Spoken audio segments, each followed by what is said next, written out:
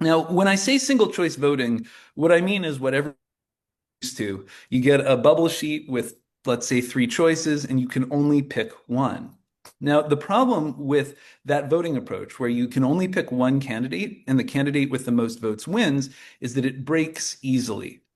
And what do I mean by that? Let's imagine that there's some hypothetical election between a fairly popular candidate that most of the voters want and a fairly unpopular candidate that a lot of the voters, the majority of the voters, really don't want.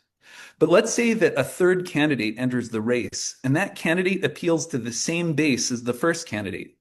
They could split the vote, and then the candidate that most of the voters did not want won.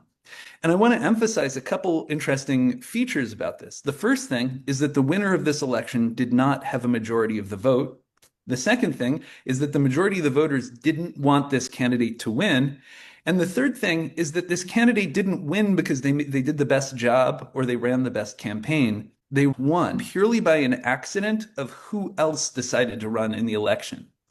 And this is called the spoiler effect, and it drives us crazy as a country.